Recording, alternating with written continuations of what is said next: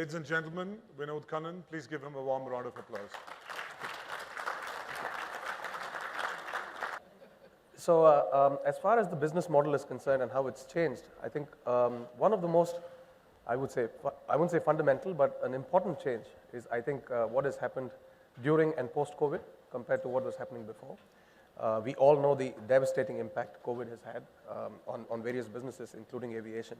But I have to be thankful to say to a certain extent, it has also led to a gravitation towards good brands and brands that are trusted. And with Tata's and Singapore Airlines being our parents, I suppose that goes without saying. So the mindset of people to pay a little bit more, whether it's for a better service, for a better seat, or a little bit more comfortable travel, I think that has been amplified during the COVID time. So we are beneficiaries of that. And not to mention the various speakers who've spoken about the demographic dividends and India growing and propensity to spend more. So that has been an important change which has happened in the recent past.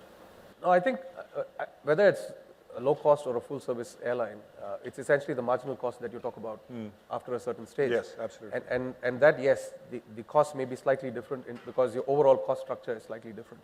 But when you look at the movement of people and to increase your customer base, the proposition that you bring to the table, of course, as a full service carrier, you need to have a loyalty program. You need to offer a certain customer experience. You need to offer certain bells and whistles on your aircraft. And of course, the expectation is that you are able to charge for some of these. Now, to be honest, in India's context, where 80% of the market is low cost, there was a price, a ceiling where people would think, why should I pay a little bit more? I have another competitor which is charging 20, 30% lower. Thank you for that. 20, 30% lower. But I think that has changed again because of the points that I made. But as far as the cost of acquisition is concerned, after you hit a certain base, after you hit a certain scale, I don't think that's a huge concern, whether it's an FSC or an LCC. Yeah, it's been working well for us. I mean, again, a few points that have worked in our favor.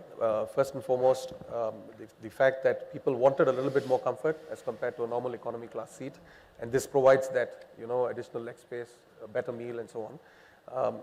COVID, people were also blocking off our premium economy cabins just to travel on them. International, since we've launched international now, the fact that we have premium economy provides a seamless kind of experience. Say a person who's traveling from a secondary city which has a 3-class cabin, transiting via Delhi and then taking a premium economy again. And on international, I would say our premium economy, especially on the the medium haul to long haul routes, is extremely well subscribed. So on domestic, it's again a function of where the market is. We've been able to command a premium. We will continue to do that. But again, with a market share of about 10% versus where the others stand, we have to be mindful of how we play. On its own, definitely for certain periods of the year, domestic will be profitable and can be profitable. But it's very, very important that it also plays the feeder role that you're talking about. And that's something that has magnified in the recent past. So international is definitely for us, based on the business model we have. That's more lucrative. That's where we can add a little bit more value.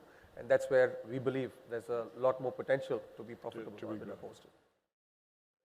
I can't talk about profits, but generally, I mean, is it generally London is definitely the most lucrative and premium route. And we were lucky enough again to get historical slots without paying anything for it. And we're trying to see whether we can utilize that because slots in Heathrow are really a big deal. Right. But yes, London does sit way above any of the European points, not just for me, but for all carriers. No, I think there is enough demand between Europe and India. If you look at just the Indian diaspora, to start off, and these people are familiar with what Vistara is. So yes, we did have to rely a lot more on our travel and trade partners, and we still do to a large extent. But as word spread and as people experience the product, more importantly, I think essentially people did not need any more advertising. Right. It's a function of the market seasonality, so there's a whole lot of things that go into pricing. But from our side, I think we're probably the only airline today that does an origin destination kind of revenue management as well. We're trying to look at dynamic pricing. So we are doing things from our side as well, which can't make it apples for apples comparison. But from a consumer mindset, I think the fact is that people have recognized that they might have to pay a little bit more, and they're willing to do that. Yeah, so I mean, I can share what I've told my staff and what we share publicly. We do continue to operate independently for now, given that we do not have requisite approvals. That process is still ongoing. Campbell may have talked about this as well. But the direction or the intention is very clear that from the shareholders' side that there will be a merger or there will be a integration between the four brands that the Tatas currently have. But having said that, there are a few points that I would like to highlight once again. Like you rightly said, it's thanks to the 5,000 staff that I have that we've reached the level that we have, and the immense fondness that we have from all the consumers that we have. It's very, very well recognized that that shouldn't go down the drain, that shouldn't be wasted. So we are very clear that we should be operating independently as long as there is a viable transition, which is graceful, which is good, and which is in the customer's mindset something that is appreciably good. So that is something that is a starting point.